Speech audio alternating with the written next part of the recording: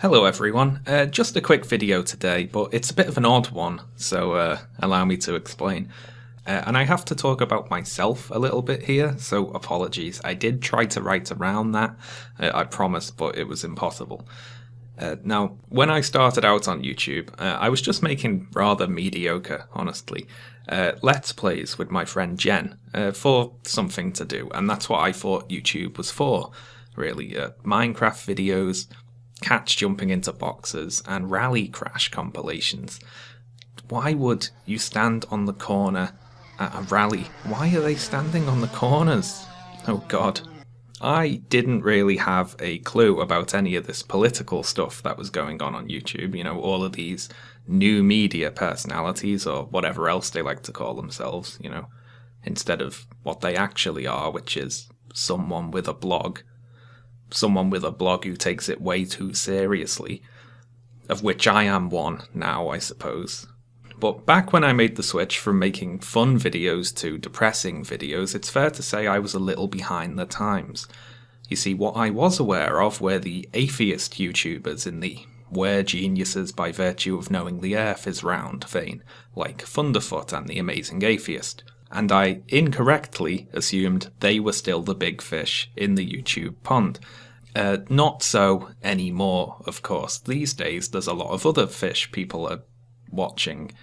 For example, the likes of amateur ufologist and 9/11 truther Sar Cad of a Cad, brain pill salesman Paul Joseph Watson, that guy whose avatar is like something unusual wearing a suit. You know the guy, the name escapes me right now. A Canadian who complains about immigrants despite being one. The world's greatest living philosopher Stefan Molyneux, Laura Loomer, and Boxy. But I didn't know all that back then, of course, so I decided to make a video about the Amazing Atheist, which, if you go and check, isn't there anymore. You see, making that video, I was still kind of finding my feet somewhat and working out an approach and all that, and it's no excuse, really, but I said some pretty rude personal things about TJ, which was a mistake and something I felt uncomfortable with afterwards and sorry about, so I deleted the video. I basically attributed TJ's rather racist and offensive views featured in that video to him being mentally ill, which was unfair not only to him but also, you know, all the other people who struggle with various mental illnesses without being racist or terrible people, so I apologise for that. And I'm grateful, in a sense, that I made that mistake and learned from it while my channel and audience was still fairly small. I kind of snuck that one under the radar there. There were a couple of downsides to deleting that video, though. The first is that, besides being unfairly rude about TJ personally, I did catch him out on something particularly funny. The other downside is that ever since I deleted that video, I've had people asking me if they can see it. You know, look at all these curious cat questions I have backed up there. About 1/10 of those are about this Amazing Atheist video. So here you go, folks. Here's the funny thing I caught TJ out on. And once I've explained this, hopefully you can all leave me alone about it. So, something I'm going to touch on in my next video is how starved for material anti-feminist YouTube is, and you can tell this mainly because they all make the same videos covering the same topics. For example, when our old pal Milo Stewart made a bit of a clumsy video where they explained what they'd learnt about subconscious biases, anti-feminist YouTube pounced and all made the exact same response video crowing about it. A young trans person saying something that's easy to clip out of context was a much-needed gulp of air for that overcrowded, asphyxiating rat cage. Anyway, one such hack desperate for material was the Amazing Atheist, who made a video entitled "Transgender Bigots Hate Speech," and my video was a response to that. I was originally going to remake the video in its entirety, but actually most of it holds up pretty well, so I'll just include an edited version here, following these disclaimers. So I've excised the regrettable personal insults directed at TJ from the following clips, but I haven't re-recorded the audio, and it's a little bit different from how I do it now. First of all, if you think I speak slowly now, wait until you get a load of this. My delivery has definitely improved over the last year, I'd say, watching this. Secondly, I still call TJ an idiot at one point, and that word and other words like stupid or moron, for instance, are things I'm trying more often to avoid lately. Attributing deliberate actions to just unintelligence is something that started sitting kind of wrong with me. I feel like it can erase responsibility and agency in kind of an irresponsible manner. It kind of lets people off the hook when they do something maliciously to just chalk it up to idiocy. So that's something I try to avoid these days. I also at one point referred to the trans lifestyle, I think I say, which is honestly just a bit of lazy scripting that would not make it into a video these days, because it makes it sound kind of trivial in context, the word lifestyle being more usually associated with choice, as in lifestyle choice, like deciding to reduce your carb intake or something. Again, not much of an excuse, but I didn't really have many viewers back then, and I didn't take as much care with my language as I try to now. And instead of correcting these errors, I thought I'd leave them in so I could make these points about how my approach has changed and how I'm thinking about my language more and trying to be better with it. With that out the way, here you go. So anyway, let's get to TJ's arguments. And I'll give a short summary of the section of Milo's video TJ is responding to. We'll watch his response, and then we'll respond to his response. What fun. So Milo says, all members of a majority are biased against the members of the minority or oppressed group. And TJ responds, the minority is always oppressed by the majority, just like the 0.1% richest people are all oppressed by the 99% poorest people. That's how that works, right? Oh, yeah! Now where TJ's went wrong there is that he's only thinking of the minority and the majority in a strictly numeric sense. He's only considering the mathematical use of the words. And when we're talking about societies, the minority refers to a group that has a minority of that society's power. For instance, black people in the United States are both a statistical and social minority. Women, on the other hand, are a statistical majority, but still considered a social minority, because compared to men, they hold a minority of power, influence, and privilege. In TJ's example, the rich are a statistical minority, but they're not a social minority, because they have a majority of the power. Yeah? Yeah. Milo says imperialism created cisnormativity and heteronormativity. And TJ responds, then why have these been the norm in every human culture that we've ever heard about? Now I'll interrupt TJ there. My understanding of the word heteronormativity is the belief that heterosexuality is the only normal or natural sexual orientation. And TJ says that this applies to all human cultures that we have ever heard about. So all we have to do to disprove this point is name one human society ever that considered same-sex sexual relations a normal part of life. And one obvious one should immediately spring to mind. And now I don't actually know too much about ancient Greece. I'm more of an ancient Rome guy. And the Romans had an interesting attitude towards what we would call homosexuality. You see, the Romans didn't see things in terms of our modern notions of gay and straight. They looked at sexual relations as either active or passive. A Roman man could have sex with other men without stigma, so long as he was considered the dominant partner in the relationship. And all British school children will at some point learn about Hadrian's Wall, which was built by Emperor Hadrian, and he loved everything Greek, and was what we would consider to be an openly gay man. Not every culture has had the same attitude towards sexual orientations. They haven't even had the same definitions of sexual orientations. And since Milo specifically mentioned imperialism, the point's obvious. There were lots of different cultures with a lot of different attitudes towards sex and gender. And then as empires spread and took over those territories, they impose their understanding of what's normal. So either TJ has never heard of ancient Greece, or he's misunderstood Milo's point and is actually arguing against something else. And if we watch the second part of TJ's response, we'll see that this is in fact the case. Hell, why is this the norm in animal cultures?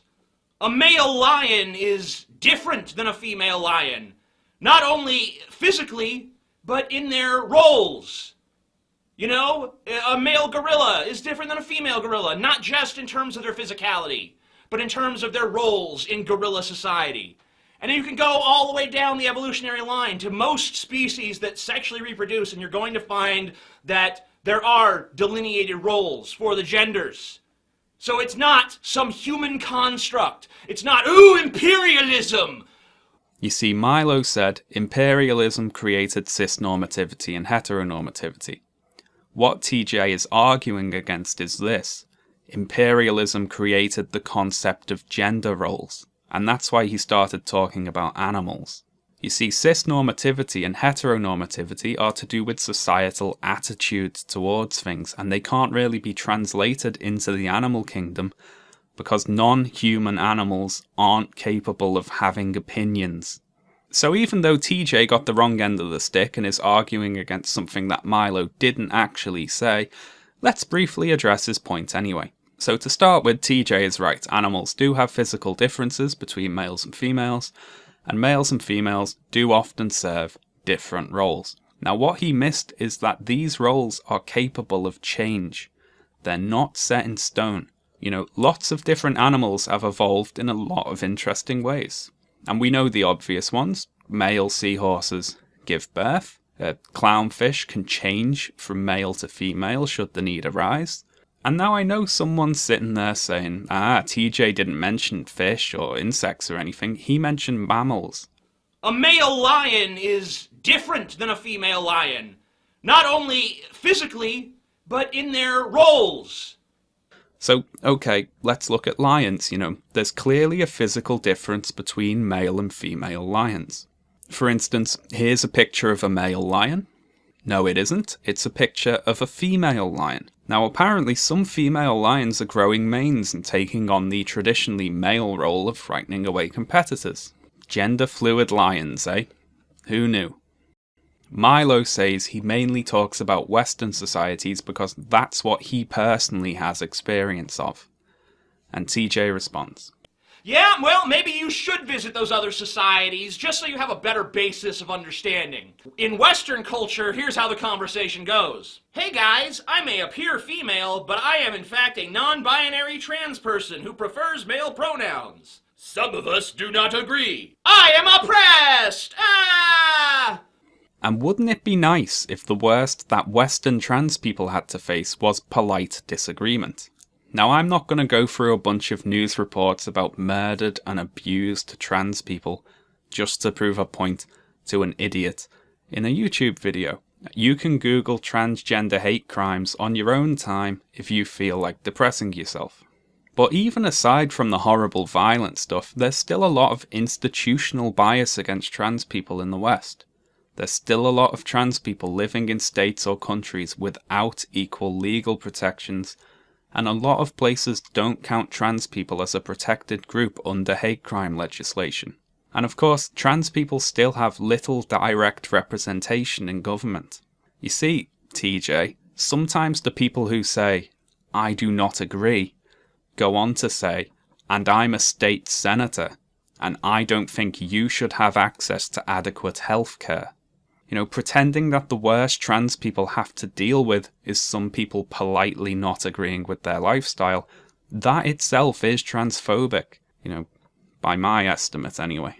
So let's watch the rest of TJ's response, and fair warning, it's about to get a little weird. Meanwhile, in Middle Eastern society, hey guys, I may appear female, but I am in fact a non-binary trans person who prefers male pronouns. Behead the infidel! But first, let us rape her to remind her that she is female! African society, hey guys, I may appear female, but I am in fact a non-binary trans person who prefers male pronouns. She is a witch! She eats the poo-poo! Let's chop her up into pieces, then burn the pieces! So it'd be easy to just dismiss that bit as nothing but lazy racist jokes made by a lazy racist man, because that's what it was. But let's talk about it anyway. So first off, I'm white, and if I were trying to disprove that all white people were racist, my first priority would be to ensure that while I was arguing my case, I didn't start doing a bunch of racist impressions. TJ really fell at the first hurdle there. So I've been making videos for a while now, and one thing that happens is you start to notice certain things in other people's videos that maybe you didn't pay attention to before. You know, for instance, before I went through the process of making videos myself, I never used to notice or think about stray frames. And there's one earlier in TJ's video. It's right here. And that happens when you make a cut at the wrong time and accidentally leave in 1 or 2 frames that shouldn't be there. And I'm certainly guilty of that too. And I'm also thinking more about how certain visuals are created. You know, for those of you that don't make videos, I want you to go through the process of how you'd go about creating this image. So let's think it through, okay? You're a lazy racist and you want to do a lazy racist impression of some African men. Now first things first, you need a photograph of some African men. So what do? You go to Google image search, you type in African men, and it's right there. And I'm not kidding, when I decided to find this image, it took me approximately 4 seconds. That's how lazy TJ is. Now because you're a lazy racist, you don't think, oh, I wonder who these people actually are. Where did this image come from? Are the people in the image anything at all like my stereotype? Who cares, right? You just download the image, you shove it in your video, and you're good to go. However, and I realise I have a somewhat monotone voice, but what you're hearing right now is excitement. If we click on the image, we can see where it came from. And excuse my language, it's a fucking screen cap from a YouTube video about stereotypes of African men. I shit you not. We are likable and friendly guys. And we are even on Facebook. We are more than a stereotype. Let's change the perception.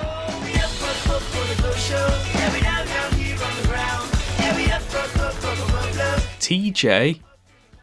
You dumb fuck. They're a bunch of university students talking about how they're stereotyped as violent and stupid. And what did you say? She is a witch! She eats the poo-poo! Let's chop her up into pieces, then burn the pieces! But you don't really think of us that way, do you? Oh, I'm sorry, seemingly friendly African man. Apparently we do think of you that way, because we're racist and too lazy to do even the bare minimum amount of research. Maybe making fun of TJ is shooting fish in a barrel. He's a joke. Obviously, I get it. But the person who told me to take a look at this video described the Amazing Atheist as not that mean and as having a brain. And I'm sorry, I am not seeing that here. You know, just because someone presents as rational and intelligent doesn't mean they are. And to be honest, sometimes shooting fish in a barrel's just fun. And even if he is a joke, there's enough people out there who think he isn't a joke that he's worth correcting. You know, you only have to look at his YouTube comments to see people agreeing with his incorrect, lazy, racist opinions. Speaking of looking at his YouTube comments, and would you believe it, people are still saying this. They're still saying that. You know the really sad thing here? TJ actually included a clip of Milo calling himself racist. Which means the people commenting this here didn't watch Milo's video or TJ's response. So it looks like TJ's fans are dumber than Leafy's fans even, which, quite the accomplishment, lads. Well done. So there you go, folks. Apologies about my language again. It's an evolving process, this video thing, and I'm sure a year down the line I'll probably be apologising about something I said in this video. Thanks as always to my supporters over on Patreon. This video was a reward for hitting a new tier on there. The other reward for hitting that tier is a 24-hour live stream of the very good computer game Bad Rats, which will be taking place next month around Christmas time. Any donations I receive during that stream will be going to charity. Now, I don't actually know a good charity for this sort of thing, so please send me a message on Curious Cat if you have any advice there. And head over and check out my Patreon if you like, because some new gold rewards will be going up fairly soon. How exciting. Anyway, thanks a lot, folks, and I'll see you next time.